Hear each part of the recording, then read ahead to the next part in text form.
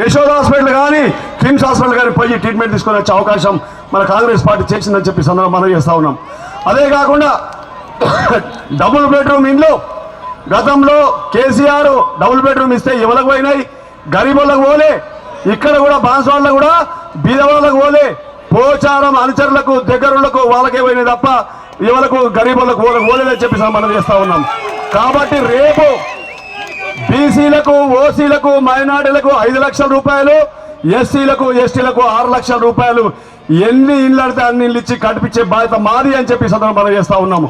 ప్రతి సంవత్సరము 3500 ఇండ్లు మనకు ఉన్నాయి.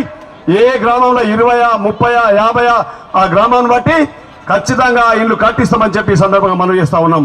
గతంలో 1 లక్ష రూపాయలు ఉన్నప్పుడే ఇందిరమ్మ ఇల్లు బ్రహ్మాండం కట్టిన మన రాజశేఖర టైంలో. కాబట్టి ఇప్పుడు కూడా ఖచ్చితంగా మరి పాత ఏదైతే పోచారం శ్రీనివాసరెడ్డి ఇండ్లు ఇచ్చిన బిల్లులు చాలా మంది బిల్లు రాలే. ఎలక్షన్ ముందు ఏం చెప్పిండు, బిల్లు ఎలక్షన్ అయినా గెలిపిస్తే బిల్లు ఇస్తా అని చెప్పిండు.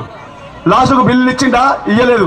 ఇప్పుడు రాలేదు, చాలా మంది బిల్లు రాలేదు. బిల్లు రాలేదు, చేతులు లేపు రమ్మిందా ఇక ఇంతమంది బిల్లు రాలే. వాళ్ళందరికీ బిల్లు ఇప్పించే బాధ మాది అని చెప్పి సందర్భం మనం చేస్తా ఉన్నాం. ఎవరి దగ్గర పైసలు అవి పోచారం బినామీల దగ్గర, పోచారం అనుసరుల దగ్గర ఎవరైతే కాంట్రాక్టర్లు ఉన్నారో ఎన్నికల కంటే ముందు 6 నెలల ముందే వాళ్ళ ఖాతాలో పడ్డాయి.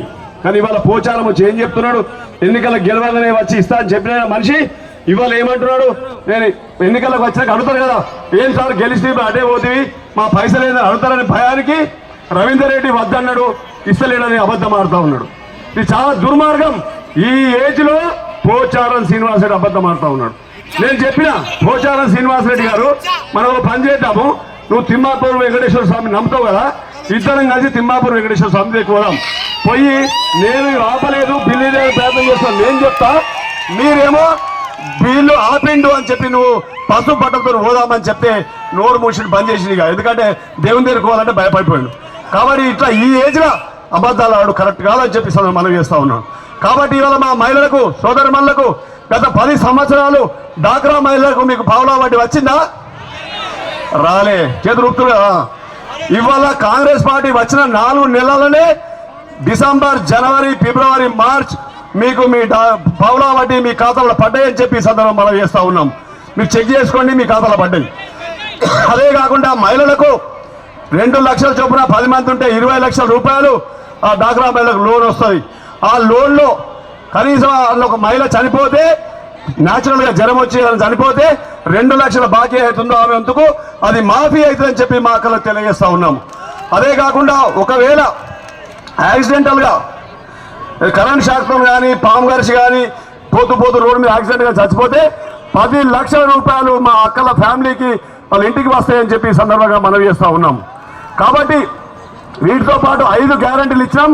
ఒకటే ఒక గ్యారంటీ, ఇంపార్టెంట్ గ్యారంటీ, రుణమాఫీ 2 లక్షల రుణమాఫీ ఆగస్టు 15 లోపల మాఫీ చేస్తామని చెప్పి సందర్భంగా మా అక్కలకు చెల్లెలకు తెలియజేస్తా ఉన్నాను. గతంలో కేసీఆర్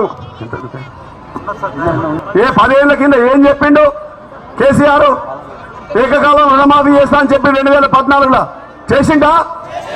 చేయలేదు. చదివి చెప్పాలి, చేయలేదు. ఏం చేసిండు? 4 సార్లు ఇచ్చిండు. ఇస్తే ఏమైంది? కాలేదు, మితికే పోయింది. అసలు ఆనే ఉన్నవి. 2018 ఎన్నికల్లో మళ్ళీ ఏం చెప్పిండు, ఈసారి గెలిస్తే మొత్తం మాఫీ చేస్తాడు. ఇచ్చిండా? మళ్ళీ ఇయ్యలే. 5,000, 10,000 ఇచ్చిండు, ఇవ్వుకున్నాడు. ఆ రోజు 17,000 కోట్లున్న బాకీ ఇప్పుడు 30,000 కోట్లకు పోయింది. ఎందుకు పోయింది?